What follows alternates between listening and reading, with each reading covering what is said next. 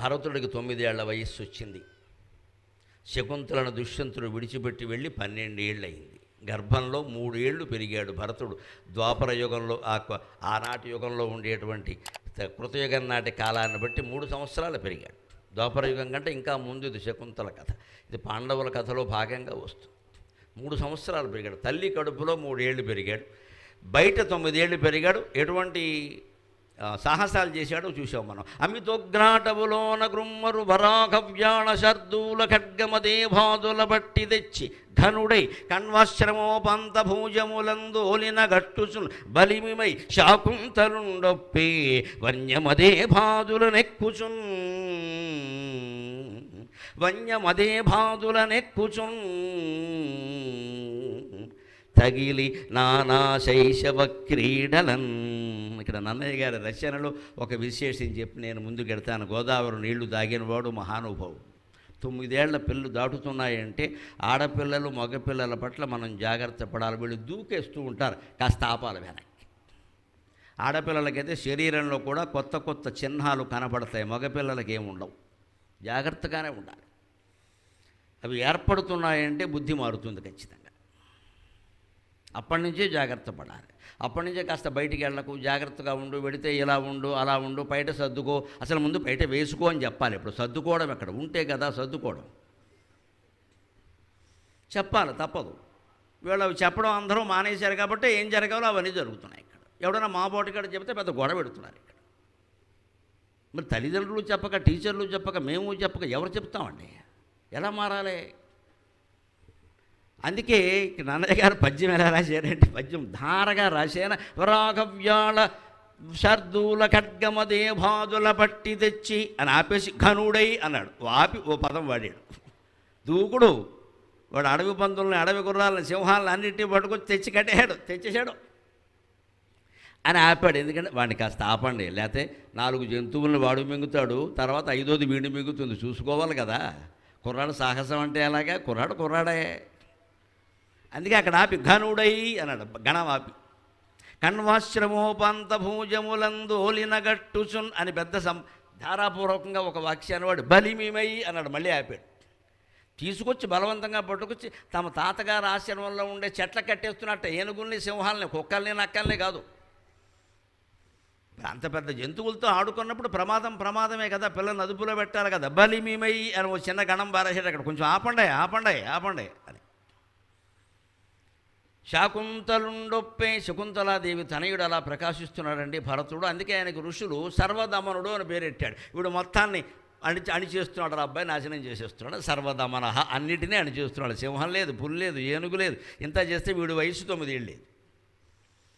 ఇంత సాహసం ఎక్కడా చూడలేదు అంటున్నారు. తగిలి అక్కడ 3వ పదం వాడాడు. ఇలాంటి వాళ్ళని కొంచెం 3 దశల్లో ఆపాలి. సత్వగుణంలో ఆపాలి, రజోగుణంలో ఆపాలి, తమోగుణంలో ఆపాలి. ఈ త్రిగుణాలతో ఉన్న ప్రకృతిని ఆపకపోతే ప్రమాదం అవుతుంది. నానా శైశవ క్రీడలను, ఇవన్నీ శిశుప్రాయమైన క్రీడలు. శిశోహేదం శైశవం, శిశు సంబంధమైనవి. అటువంటి క్రీడల్లో ఉన్నాడు. ఆయనకి 9 ఏళ్ల వయస్సు దాటింది. మొత్తం మీద 12 ఏళ్ళు పుట్టింట్లో ఉండిపోయింది. ఇప్పటి వరకు ఆ మహారాజు గారికి మరి ఫోన్ నెట్వర్క్ పనిచేయలేదో, సర్వర్ డౌన్ అయిందో మనకి తెలియదు, కానీ 12 ఏళ్ల పాటు ఎక్కడా ఫోన్ కాల్ లేదు, వీడియో కాల్ సమస్య లేదు. వచ్చినప్పుడు మాత్రం ఆవిడ మా తండ్రి అనుమతి కావాలి అని చెబుతున్నా సరే 1 గంట కూడా ఆగకుండా అమ్మాయిని అనుభవించి వెళ్ళిపోయాడు. అర్థమవుతుంది కదా, కాముకుడు అయినవాడు తొందర ఎలా ఉంటుందో అందులో మొగాడనేవాడు ఎలా ఉంటాడు. 12 ఏళ్ళు అయింది.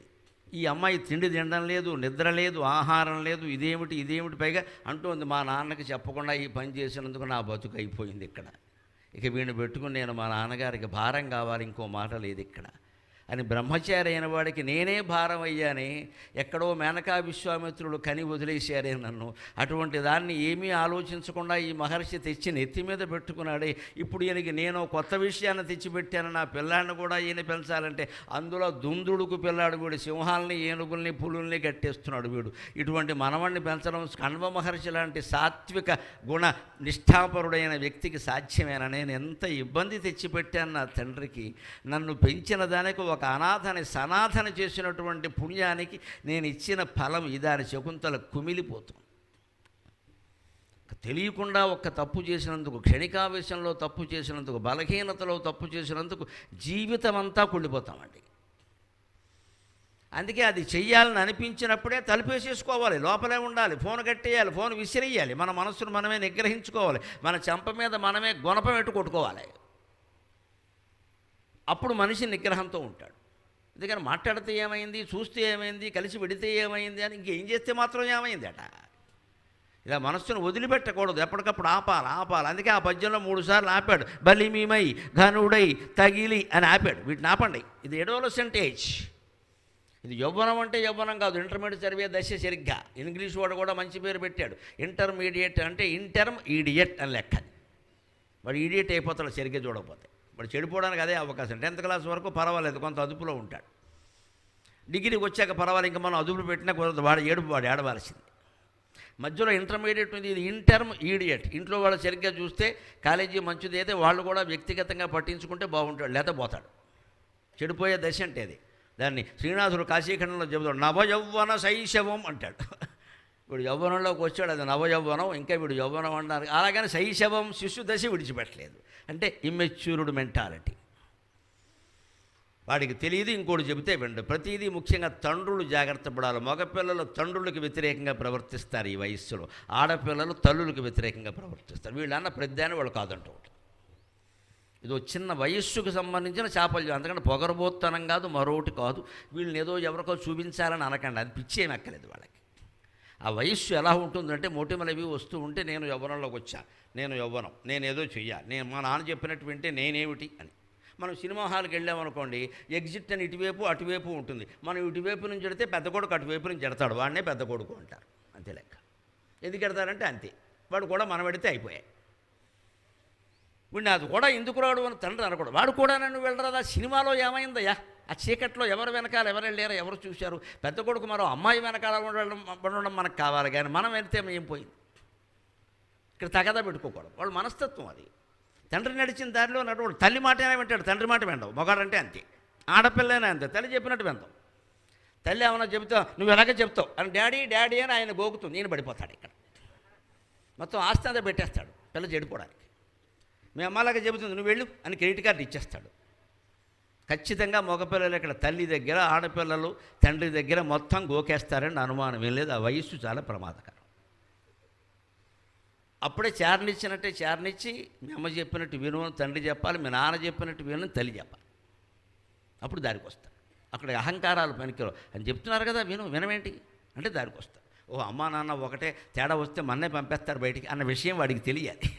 తేడా వస్తే మన్నే పంపేస్తారు. మనం అమ్మ వెనకాల నాన్న వెనకాల దాక్కునే అవకాశం ఏం లేదు. వాళ్ళిద్దరూ ఒకటే. తాత్కాలికంగా చేరదీసి 2 మాటలు చెప్పినా మీ నాన్న మాట ఎంతో నా మాట అంతే, నువ్వు మాట వినాల్సిందే చెప్పడమే. అప్పుడు వాడు ఖచ్చితంగా వింటాడు. ఎందుకంటే భయం కూడా ఉంటుంది అక్కడ. అదే చెబుతున్నాడు ఇక్కడ. అందుకని ఈ వయస్సులో పెరిగిన తర్వాత, ఎన్నేళ్ళు అయిన తర్వాత ఉంటే ఏమవుతాడు, ఈ పిల్లాన్ని పెంచడం కూడా కష్టం. పైగా కణవ మహర్షికి ఈవిడికి ఇంకా నమ్మకం ఉంది, కానీ కణవ మహర్షికి నమ్మకం పోయింది. ఇక 9 ఏళ్ళ పాటు రాలేదు, అంతకుముందు 3 ఏళ్ళు 12 ఏళ్ళు అంటే ఆయన గారు రాడు. మరిచిపోవడం కాదు, ఇది కావాలనే వదిలేశాడు విషయాన్ని.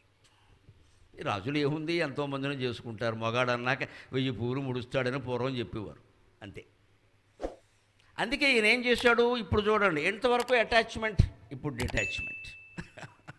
అమ్మాయిని పిలిచాడు, అమ్మా ఏమనుకోకు తల్లి అని. ముందు అన్నం తిన్నావా అని అడిగిన. ఈ మాట చెప్పాక అన్నం తినకపోవచ్చు, అందుకని 2 ముద్దలు పెట్టేసాక చెప్పడం మంచిది.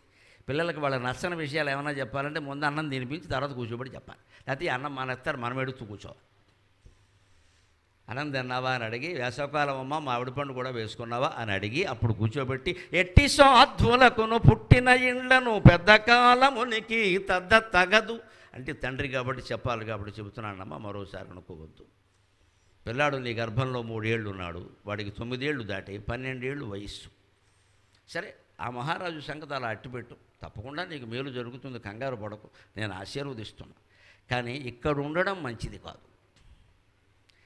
ఎట్టి సాధ్యులకును పుట్టిన ఇండ్లను పెద్ద కాలమునికి తగదు. పతులకడనయునికి సతులకు ధర్మువు, పతులకడనయునికి సతులకు ధర్మువు, పతులకేడుగడయ సతులకేడుగడయ పతుల చూవే, సతులకేడుగడయ పతుల చూవే. ఎంత మహాపతివ్రత అయినా సరే కన్నెత్తి చూడదు పరాయి మొగాడిని అన్న అమ్మాయి అయినా సరే పుట్టింట్లో ఎక్కువ కాలం ఉండడానికి వీలు లేదు. ఓ నెల 2 నెలల్లో ఉండి అత్తారింటికి వెళ్ళిపోవలసిందే. అక్కడే మర్యాద దక్కుతుంది. ఎన్ని ఇబ్బందులు పడినా అదే మంచిది. ఒక్కోసారి పౌరుషంతో వచ్చేస్తారు. ఇవాళ శుభ్రంగా ఈ తల్లికి ఏమైనా చేదు వచ్చే మనకేం లోటా ఇక్కడ అని చెప్పి కాలు ఊపుతున్నారు ఇక్కడ. తర్వాత ఆ కాలు నేను ఎత్తి మీద పెట్టేస్తుందమ్మా, అనుమానం ఏం లేదు. ఇక్కడ చెప్పకూడదు అలా అమ్మాయికి. ఏమైనా సరే అక్కడే సర్దుకోవాలి, తప్పదో చూసుకో అని చెప్పాలి. ఏమైనా చెబితే జరుగుతూనే ఉంటాయమ్మా, మీ నాన్నతో నేను పడలా అన్నారు. ఆ పెద్ద మనిషి అక్కడ ఉండగానే ఓ రొట్టెట్టినట్టు అవుతుంది. ఈయంతో నేను పడలేదా? ఓ పెళ్లి కూతురికి పెళ్లి చూపులు అయ్యాయట. అయిన తర్వాత పెళ్లి కూతురిని పిలిచి తల్లి తండ్రి అడుగుతున్నారు పాపం పిల్లాడిని నచ్చాడని. సోడాబుడ్డి మొహం వాడు ఎలా ఉన్నాడో నేను చేసుకుంటానేటి అందుట. అంటే పాపం ఈ తల్లి ఎందుకంటే అదేమిటి మీ నాన్నని నేను చేసుకోలేదా అందుట. ఇప్పుడు ఈయన లేచి వెళ్ళి అద్దం చూసుకున్నాడు, సోడాబుడ్డి మొహం అంటే ఎలా ఉంటుందా, అదేమిటే మీ నాన్నని నేను చేసుకోలే అందుట పాపం. అంతే తేడా ఉండాలి కదా. అది ప్రోత్సహించకూడదు ఎట్టి పరిస్థితుల్లో. ఎన్నాళ్ళు పోషిస్తారండి? ఇవాళ ఏమిటంటే పైగా ఆ ఉద్యోగం ఆవిడకుంది ఉంటుందమ్మా. ఉద్యోగం ఉంటే మొగుడు వస్తాడా? ఉద్యోగం ఉంటే భార్య వస్తుందా? ఉద్యోగం ఉంటే కాపురం వస్తుందా? ఉద్యోగం ఉంటే పిల్లలు వస్తారా? అన్నిటిని మించిన మనశ్శాంతి వస్తుందా? ఇవన్నీ ముఖ్యం కాదు అనుకున్నప్పుడు బ్రహ్మచారులుగానే ఉండనియాల్సింది. పెళ్ళిళ్ళు ఎందుకు చేశాం? పైగా ఇవాళ విపరీతంగా ఖర్చు పెడుతున్నాం పెళ్ళిళ్ళు. ఇవాళ పత్రిక చూడండి మీరు, ఎన్ని పెళ్ళిళ్ళ గురించి ఎందుకు 10 కోట్లు 20 కోట్లు ఖర్చు పెడుతున్నారండి. అవసరమా? దయచేసి ఆలోచించండి. నేను అశుభం మాట్లాడాలా, జాగ్రత్త కోసం చెబుతున్నా. ఎన్ని కోట్లు ఖర్చు పెట్టామో కోటికి ఒక ఏడాదైనా కాపురం చేస్తారనే గ్యారంటీ ఉందా? మరి ఎందుకు ఇన్ని కోట్లు ఖర్చు పెట్టడం? అందుకే కొన్ని సంస్థలు ప్రకటించే పేపర్లు మేము 2 లక్షల్లో పెళ్లి చేస్తాం రండి అని చెప్పారు వాళ్ళు. మనకు అసలు పెళ్లి జరగడం ఆనందంగా ఉండగా ఆర్భాటం మనకి ప్రధానం. మా పిల్ల పెళ్లి జరిగినట్టుగా మందని మొత్తం మీద ఎవరి పెళ్ళి జరగలేదు. నీకు పెళ్లి జరగడం కాదు, ఈ గర్వం ముఖ్యం ఇక్కడ, ఈ డామ్ ముఖ్యం ఇక్కడ. అందుకోసం ఆస్తులు అమ్మేయడం. ఒక శుభలేఖ ఏకంగా ఎనపెట్టేంత శుభలేఖ ఎందుకంత అంత అవసరమా? దాన్ని ఇంగ్లీషులో తెలుగులో, తెలుగు అయితే ఉండదులేండి, వేరే ఉండే భాషలు ఉంటాయి, తెలుగు ఉండదు. దాని మీద ఏవో బొమ్మలు అవి ఇవి మొత్తం ఓ కట్ట. అది పెద్ద కోర్టులో జడ్జి లాయర్ల దగ్గర ఫైల్స్ ఉంటాయి చూడండి, మొత్తం 16 ఏళ్ల కేసు అంత ఉంటుంది శుభలేఖ. అంత అవసరమా? కోర్టు లాయర్ ఫైల్స్ అని ఉంటాయి, అవి తెమలవు, అవి అంత పెద్దది. మేము ఇంత పెద్ద శుభలేఖ ఎవరు వేయలా. అది ఇది ఎంతసేపు మనకి మాట ఎవరు వేయలా, అది నేను చేసిన పని ఫలించిందా? ఈ ఖర్చు వల్లనే వాళ్ళ కాపురాలు దెబ్బతింటాయి. వెంటనే అమ్మాయికి అబ్బాయికి శోభన నాడు వచ్చేస్తుంది. మా నాన్న ఖర్చు పెట్టాడు, మీ నాన్న ఏం పెట్టాడు అంటుంది ఇక్కడ. వెంటనే వాడికి తోచింది వాడంటాడు, అయిపోయా శోభనం వాడైపోయాయి. మన ఖర్చు వల్ల జరిగింది ఇది. అందుకే చెబుతున్నాడు ఆయన మొహమాటలు అక్కడ, అమ్మా నేను ఇంకా భరిస్తానమ్మా, నువ్వు నా కుమార్తెవి, దానికే ఉంది పెద్ద విషయం. ఇప్పుడు బాధ్యత కలిగినటువంటి వ్యక్తులు చేరదీసినటువంటి అనాథాలను ఎవరిని మధ్యలో వదిలేయకూడదు, అది తప్పది. మన ప్రాణం పోతే వేరే విషయం, ప్రాణం ఉన్నంత ఏదో చేరదీసాం, రోడ్డు మీద కుర్రాన్ని చేరదీయచ్చు, ఇలా శకుంతల లాంటి అమ్మాయిని చేరదీయచ్చు, మనం ప్రేమతో ఆ జీవితాన్ని అక్కడ వరకు మనమే బాధ్యత వహించాలి, మనం ఉన్నంత వరకు అది బాధ్యత. ఎట్టి సాధ్వులకును పుట్టిన ఇండ్లను పెద్ద కాలమునికి తగదు. ఎంత సాధ్వైనా ఎంత మహాశీలవతైనా ఆ భర్త తప్ప మరెవరూ తెలియని అమ్మాయి అయినా సరే ఉంటే ఎవరో ఒకరు ఏదో మాట అంటారమ్మా, ఖచ్చితంగా ఎందుకు ఆ మాట అనిపించుకోవాలి? అనిపించే అవకాశం ఎందుకు ఇవ్వాలి అసలు? పతులకడన యునికి సతులకు ధర్మువు. అదే భర్త భార్య అక్కడ ఒక ఇంట్లో ఉంటే రోజు దెబ్బలాడుకున్నా కూడా ఎవరికీ తెలియదు, కిటికీలన్నీ మూసేస్తే. మనంతటా మనం ఫేస్బుక్లో పెట్టకుండా ఉంటే ఎవరికి తెలియదు. కొట్టుకుంటారా, తలిపేసే కాళ్ళు పెట్టుకుంటారు, అది వేరే విషయం. మీడియా వారు లేకుండా చూసుకోవాలంతే. భార్యాభర్త అన్నాక 100 ఉంటాయి, ఎవరు కొట్టుకోకుండా కాపరాలు నడుస్తాయండి, నడుస్తాయి మామూలే, అవన్నీ పట్టించుకోకుండా ఉంటే అయిపోయాయి. అందుకని అవి బయటికి రావు. కానీ పుట్టింటికి వస్తే వెంటనే ఇక్కడ పూర్వం పల్లెటూళ్ళు ఎక్కువ. అందుకని ఏమిటి వాళ్ళ అమ్మాయి పుట్టింటికి వచ్చిందిట అంటే మొదట్లోనేమో పండక్కనే వచ్చింది అంటారు ఎవరో. తర్వాత పండగ వెళ్ళాక కూడా ఉంటుంటే సంక్రాంతి అయ్యాక శివరాత్రి వస్తుంది కదా, శివరాత్రి కోసం ఉంటారేంటి ఇక్కడ? సంక్రాంతికి శివరాత్రికి 2 నెలల తేడా ఉంది ఇక్కడ. వెనకటికి ఒక అల్లుడు వచ్చి ఇంట్లోనే కూర్చుంటున్నట్టు అస్తమానం అత్తారింట్లో ఉద్యోగం సద్యోగం లేక ఊళ్ళో వాళ్ళందరూ ఆక్షేపించారు. ఏమిటంటే మీ అల్లుడు ఏమిటండి ఇక్కడే మకాం పెట్టేసాడని బొత్తిగా. అంటే పాపం అత్తగారు తట్టుకోలేక మా అల్లుడు ఎక్కువ ఉన్నాడు, అలా పడిచేసిపోతున్నారు ఊళ్ళో. అందులో 2 రాత్రులే ఉంటాడు, ఒకడు సంక్రాంతి ఇంకోటి శివరాత్రి అని చెప్పి ఇంకో మాట చెప్పిందిట. సంక్రాంతికి వచ్చి శివరాత్రి వరకు ఉంటాడు, శివరాత్రికి వచ్చి సంక్రాంతి వరకు ఉంటాడు. నమశివాయ అంటే ఏడాదంతా ఇక్కడే ఉంటాడు. దాన్ని అంత బాగా చెప్పింది తెలుగులో ఆవిడ. తెలుగు మీడియం అంత గొప్పదే. సంక్రాంతికి వస్తాడు, శివరాత్రి వరకు ఉంటాడు, మళ్ళీ శివరాత్రికి వచ్చి సంక్రాంతి వరకు అంటే వెళ్ళలేదు, అసలు ఇంట్లోనే ఉన్నాడు. పైగా ఇందులో ఇంకో భాషా రహస్యం ఉంది. శివరాత్రి అనేది రాత్రి, సంక్రాంతిలో రాత్రి ఎక్కడ ఉందంటే మాకు అర్థం కాదు, మాకు మతిపోతుంది. అది రాత్రి కాదని సంక్రాంతి, అందులో రాత్రి లేదు. మనం పలకడం చేతకాక దాన్ని రాత్రి చేసాం. సంకురాత్రి ఏమిటి పనికిమాలిన రాత్రి, శంకు లేదు అక్కడ, సంక్రాంతి. ఆ క్రాంతి కింద రావత్తు పక్కకి కట్టేసి రాత్రి అన్నాం మనం. అదో రాత్రి అయిపోయింది, అసలు అది రాత్రి కాదు. సంక్రాంతి మొత్తం భోగి, సంక్రాంతి, కనుమ అన్ని పగలు జరుపుకునే పండుగలు, రాత్రి జరిపేది తెలియదు. శివరాత్రి అంటే రాత్రే మనం ఒప్పుకుంటాం, కృష్ణాష్టమి అంటే రాత్రి వస్తుంది, ఒప్పుడు దీపావళి రాత్రే. రాత్రి పండుగలు మనకున్న సంక్రాంతి రాత్రి పండుగ, అందులో రాత్రి లేదు. భాషా దోషం వల్ల, ఉచ్చారణ దోషం వల్ల వచ్చిన మాట సంకురాత్రి అనే మాట అసలు అది లేనే లేదు. మీ నిఘంటువు చూస్తే సంక్రాంతి అని ఉంటుంది కానీ సంకురాత్రి అని ఉండదు. అలా మాట వస్తుందమ్మా. అందుకని సత్పతుల గడనయునికి సతులకు ధర్మవు, భర్త దగ్గర ఉండమే ధర్మమమ్మా. అంతేకాదు సతులకేడు గడయా పతుల చూవే, అన్ని విధాల రక్షణ భార్యకి భర్త దగ్గరే ఉంటుంది, మరో చోట ఉండదు. దాన్ని ఏడుగడ అన్నాడు. తెలుగులో చాలా చక్కని మాట మనం మర్చిపోయాం. ఏడుగడ అంటే వెదురుగడ, చెరుకుగడ కాదు. 7 రకాల రక్షణ ఏడుగడ. కడ అంటే రక్షణ. అందుకని ఏడుగడ అంటే 7 రకాల రక్షణ. ప్రతి మనిషికి 7 రకాల రక్షణ భగవంతుడు కొంత ఇస్తాడు, మనం చూసుకోవాలి. 1 తల్లి, 2 తండ్రి, 3 గురువు, 4 విద్య, 5 దాత, 6 రాజు, 7 దైవం. ఇదే 7 రకాల రక్షణ. ముందు తల్లి రక్షణ, అది లేకపోతే అనాథ అయినట్టే లెక్క. తండ్రి ఉన్నా కూడా తల్లి పెంపకం వేరు. సరే ఏదో సర్దుకుంటాం, కనీసం తండ్రి ఉంటే. తల్లి తండ్రి లేకపోతే చెప్పక్కర్లేదు ఇంకా. అంటే తల్లి రక్షణ ఒక రక్షణ. రెండోది తండ్రి, మూడోవాడు గురువు, చదువు చెప్పేటువంటి గురువు. 4వవాడు అతను నేర్చుకున్న విద్య, ఆయన బాగా చెప్పాడు, వీడికి రావాలిగా. అంచేత నువ్వు నేర్చుకున్న విద్యే నీకు రక్షణ. తల్లి రక్షణ, తండ్రి 2వ రక్షణ, గురువు 3వ రక్షణ, ఆయన నేర్పిన విద్య 4వ రక్షణ. గురువు ఎంత గొప్పవాడు, ఐన్స్టీన్ లాంటి వాడు మనకు పాఠాలు చెప్పచ్చు. మనం స్టెయిన్లెస్ స్టీల్ పళ్ళెల్లా ఉన్నాం ఇక్కడ. మనకేం వస్తుంది? ఐన్స్టీన్ మా గురువు గారు అని చెప్పుకోవడమే, నీకేమి రాలేదు ఇక్కడ. అంచేత నువ్వు నేర్చుకుంటేనే నీకు వచ్చింది. వశిష్ఠుడి దగ్గర పాఠం చెప్పుకున్నామంటే కొత్త పాఠం నీకు వచ్చిందే లేదే చెప్పు. వశిష్ఠుడి దగ్గర చదువుకున్న వాడు అందరూ రామచంద్రమూర్తి లాంటి వాళ్ళు కాదు ఇక్కడ. మాస్టర్ గొప్పవాడైతే పిల్లలందరికీ రావాలని ఏం లేదు. ఆయన అందరికీ సమానంగానే చెప్తాడు. వీడికి గ్రహించే శక్తిని బట్టి ఉంటుంది. సెల్ ఫోన్లో కరెంట్లో ప్లగ్ ఉందండి, సాకెట్లో ప్లగ్ ఉందండి. మన సెల్ ఫోన్ సరిగ్గా లేకపోతే ఏ వైరు పెట్టినా ఎక్కదో. ఒకవేళ సెల్ ఫోన్ కూడా సరిగ్గా ఉన్న వైరు సరిగ్గా లేకపోతే రాదు ఇక్కడ. వైరు లేకపోతే సాకెట్ ఏం చేస్తుంది? ఫోన్ ఏం చేస్తుంది?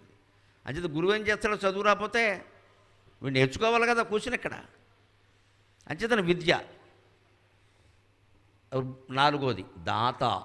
ఎప్పుడూ జీవితంలో మనకి పెళ్ళికనో లేదు సంసారం కుటుంబం పెట్టడానికనో, ఇల్లు కొనుక్కోవడానికనో, ఉద్యోగానికనో, దేనికో ఒక పెద్ద సహాయం చేసిన మహానుభావుడు ఉంటారు. స్త్రీ అయినా పురుషుడైనా వారిని జీవితంలో తండ్రిగానే భావించాలి. వారిని మనం మర్చిపోకూడదు. ఎంత ఖ్యాతి మనకి రాని, ఎన్ని కోట్లు మనం సంపాదించాలి.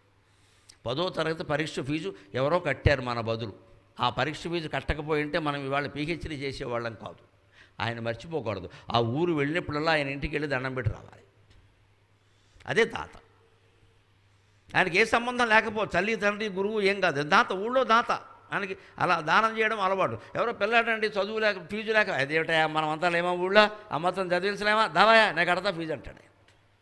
అలాగే ఉద్యోగం వేయిస్తాడు, కుటుంబం నిలబెడతాడు. వీళ్ళందరూ దాతలు. 6వ రక్షణ రాజు. దేశాన్ని పాలించే ప్రభుత్వం కూడా మనకి రక్షణే. ప్రజాపాలకులు సరిగ్గా లేకపోతే మనం సరిగ్గా ఉండలేము.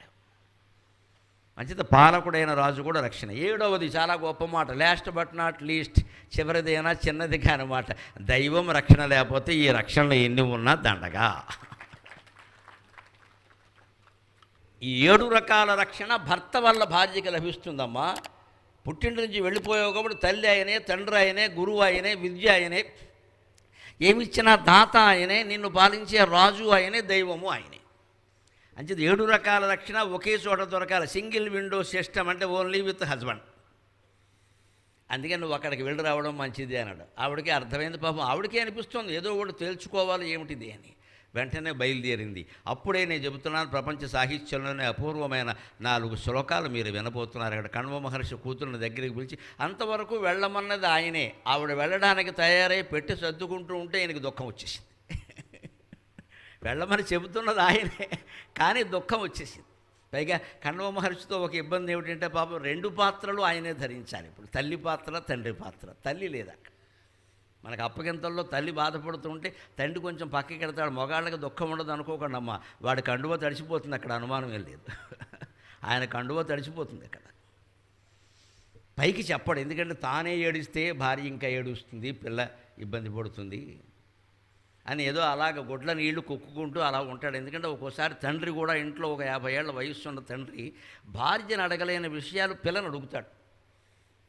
భార్యకి చెప్పలేదు, అప్పటికి ఆవిడదు. ఇప్పుడు చూస్తున్నాగా అందరు ఆడాలని 40 దాడితే మోకాళ్ళని నొప్పి, నమశివాయ. 4 మెట్లు ఎక్కలేరు, 2 అడుగులు వేయలేరు. అందరికీ 1వ అంతస్తు కూడా లిఫ్ట్ ఉందా? ఉంటుంది. అందుకని తండ్రులు ఏం చేస్తారంటే పాపం భార్యకి చెబితే మళ్ళీ ఏమంటుంది, నేను చేయలేను మీరు చేసుకోండి అంటుంది. అందుకని కూతురుకు చెబుతాడు, అమ్మాయి కాస్త ఆ కండువ అందుకో, ఆ పుస్తకం అందుకో, ఆ కర్ర అందుకో, బయటికి వెళ్ళాలి, అది ఏదో అంటాడు. ఆ చనువు భార్య దగ్గర ఉండదు, కూతురు దగ్గర ఉంటుంది. అందుకే అటువంటి అమ్మాయి వెళ్ళిపోయింది. అందులో ఇవాళ మనకు అందరికీ ఒకే అమ్మాయి ఒకే అబ్బాయితో ఉన్నాం. మనం ఇక్కడ వెళ్ళిపోతే ఏం చేస్తాం? ఇక్కడ అది ఉంటుంది. అందుకని ఈ 2 పాత్రలు ధరించిన ఆయన ఏమంటున్నాడో చూడండి. ఇంకా ముందు శకుంతల దగ్గరికి రాకుండానే ఆయనలో ఆయన అనుకుంటున్నట్ట, యాస్యత్య శకుంతలేతి హృదయం సంస్పృష్టముత్కంఠయా కంఠస్తంభిత బాష్పవృత్తి కలుషగా చింతాజడం దర్శనం వైక్లవ్యం మమ తావదీదృశమహో స్నేహాత్ అరణ్యౌకసః పీడ్యం తే గృహిణ కథంను తనయా విశ్లేష దుఃఖైర్నవై. కాళిదాసు ప్రపంచాన్నంతా ఊపేశాడు ఈ కరుణామయమైన శ్లోకాలతో. మనందరి మానవీయ భావాలని గుదుగుచ్చిందులో చెప్పాడు. ఆయన కణ్వ మహర్షి అనుకుంటున్నాడు పాపం, యాస్యత్య శకుంతల. ఈరోజు శకుంతల వెళ్ళిపోతుంది. నిన్న రాత్రి అన్నాలు తిన్నాక కూర్చోబెట్టి, అరుగు మీద కూర్చోబెట్టి, మట్టి పేడతో అలికిన అరుగు మీద కూర్చోబెట్టి, ఇన్ని ఏళ్ళు 25 ఏళ్ళు పెంచిన బిడ్డని, అమ్మా నీ భర్త దగ్గరికి నువ్వు వెళ్ళాలి అని చెప్పాను. రాయైపోయింది నా గుండె. ఆ రాత్రి ఏదో రకంగా పడుకున్నాను, నా కర్తవ్యం నేను చేసిన వాడిని అవుతాను కదా అని. కానీ తెల్లారాక నాకు ఇంకా మనస్సు ఆగడం లేదు. యాస్యత్య శకుంతల, ఈరోజే వెళ్ళిపోతుంది. మళ్ళీ ఆయన మహారాజులకు దండయాత్రలు ఉంటాయి, వేటలు ఉంటాయి, వాళ్ళ ప్రాణాలకే దిక్కు లేదు. నా కూతుర్ని మళ్ళీ ఎప్పుడు పంపిస్తాడో నా ఇంటికి. ఇది హృదయం సంస్పృష్టముత్కంఠయా. నేను ఎలా వీడ్కోలు చెప్పాలి? మగపాత్ర ఆడపాత్ర 2 నేనే ధరించాలి. పక్కన భార్యనే లేదే ఈ దుఃఖాన్ని పంచుకోవడానికి. ఊరుకోండి నేను అనొచ్చు, ఊరుకో అమ్మా అని ఆయన అనొచ్చు, ఎవరూ లేరే.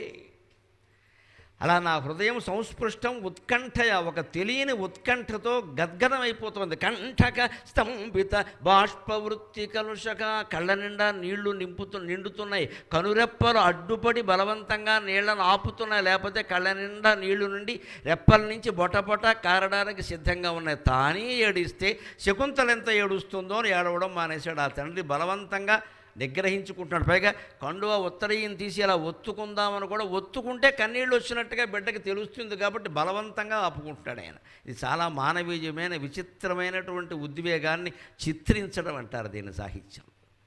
కంఠక స్తంభిత బాష్పవృత్తి కలుషక, బలవంతంగా ఆ కన్నీళ్ళని ఆపుకోవడం వల్ల ఆ కన్నీళ్ళు ఏమవుతాయి, కంఠంలోకి వస్తాయి. గొంతు గద్గదమైంది. అమ్మా అంటున్నాడు కానీ మాట రావట్లేదు పాప. కంఠస్తంభిత బాష్పవృత్తి కలుషక చింతాజడం దర్శనం. ఇప్పుడు ఆపుకోలేకపోయాట, ఎందుకంటే కళ్ళ నిండా నీళ్లు నిండడం వల్ల శకుంతల సరిగ్గా కనపడడం లేదు మనిషి. అందుకని ఒక్కసారి ఇలాగ తీసి ఆయన కళ్ళు ఇలా అనుకుని దామ్మ దామ్మ మళ్ళీ నేను ఎప్పుడు చూస్తాను ఏమిటో మహారాజుకి ఇచ్చి పెళ్లి చేశానమ్మా అన్నట్ట. వెంటనే శకుంతల కంగు తింది ఒక్కసారి. ఆయన చేసింది ఎక్కడ, నేనే చేసుకున్న దిక్కుమాలిన పెళ్ళి.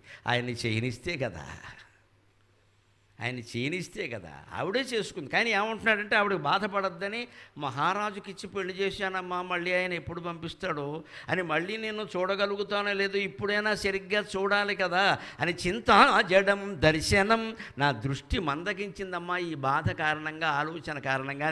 ఇప్పుడు అంటున్నాడు కవి దృష్టి ఎలా ఉంటుందో చూడండి. కణ్వుడు ఏమంటే మనకేమండి, మన గురించి చెప్పాలి కదా. కాళిదాసు చెబుతున్నాడు ఇక్కడ, వైక్లభ్యం మమ తావతు ఈదృశమహోశ్రయగా ఆదరణ్యౌకసక.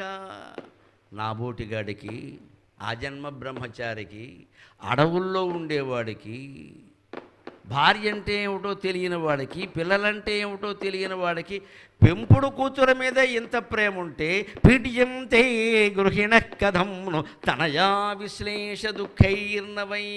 పిల్లల కోసమే పెళ్లి చేసుకుని, పెళ్ళైన ఏడాది నుంచే పిల్లలు పుట్టలేదని బాధపడుతూ, పుట్టిన పిల్లల్ని 9 నెలలు కడుపులో మోసి, తర్వాత 100 మంది దేవుళ్ళకు మొక్కి చాలా ప్రేమతో పెంచి 25 ఏళ్ళు వచ్చాక అమ్మాయిని అత్తారింటికి పంపవలసి వస్తే లోకంలో ఉండేటువంటి తల్లులు తండ్రులు ఎంత బాధపడుతున్నారో కదా అన్నాడు ఆయన. ఎంత బాధపడుతున్నారో కదా అన్నాడు.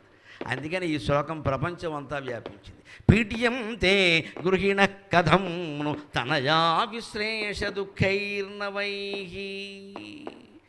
దుఃఖం ఎప్పుడు నవం. అమ్మాయి గురించి అబ్బాయి గురించి దుఃఖం ఎందుకు ఉంటుంది, మనకి విడిపోయేటప్పుడే ఉంటుంది, కలిసి ఉన్నంతకాలం ఉండదు. కలిసి ఉన్నంతకాలం దెబ్బలాడుకోవడమే ఉంటుంది. చెప్పడం వినకపోవడం, వీళ్ళు వినర్లే అనుకోవడం, విసుక్కోవడం. అసలు ఈ విధమని పోషించడం కష్టంగా ఉంది, వీడు ఎక్కడికో పోతే బాగుండని తండ్రి అనుకోవడం, ఇవన్నీ జరుగుతాయి. తీరా వాడికి ఉద్యోగం వచ్చి, నాన్న నాకు ఉద్యోగం వచ్చింది అమెరికా పెడుతున్నాను కదా, తల్లికి తండ్రికి ఇద్దరికి బెంగే. ఇక మళ్ళీ ఎప్పుడు వస్తాడో. అమెరికా అంటే దుష్యంత మహారాజుని పెళ్లి చేసుకోవడమే, ఎప్పుడు వస్తారో తెలియదు ఎక్కడికి. అందుకని ఏమో ఎప్పుడు వస్తారో అని ఆయన అనిపించి, నేనే ఋషిగా ఉన్నవాడిని, అరణ్యంలో ఉన్నవాడిని, కందమూల ఫలాలు తిన్నవాడిని, ఆజన్మ బ్రహ్మచారిని, స్త్రీ స్పరిశ అంటే ఏమిటో నాకు తెలియదు, భార్య అంటే తెలియదు. అటువంటిది ఒక అమ్మాయిని తెచ్చి పెంచితే 25 ఏళ్లకి నాకే ఇంత దుఃఖం ఉంటే, 25 ఏళ్ల పాటు అమ్మాయిల్ని అబ్బాయిల్ని పెంచిన వాళ్ళందరూ, ముఖ్యంగా అమ్మాయిల్ని పెంచిన వాళ్ళు, ఆ అమ్మాయిని అత్తారింటికి పంపిస్తూ ఉంటే తాము కన్నందుకు పడిన శ్రమ, పెంచినందుకు పడిన శ్రమ, వీళ్ళకి అనారోగ్యాలు వస్తే మొక్కిన మొక్కుబళ్ళు, మోకాళ్ళ మీద తిరుపతి మెట్లు ఎక్కడాలు ఇవన్నీ పడిన తల్లి తండ్రి ఎంత బాధపడతారో కదా అని ఆ తల్లిదండ్రులందరికీ తమ సానుభూతిని తెలియజేస్తూ చక్కని మాట చెప్పాడు.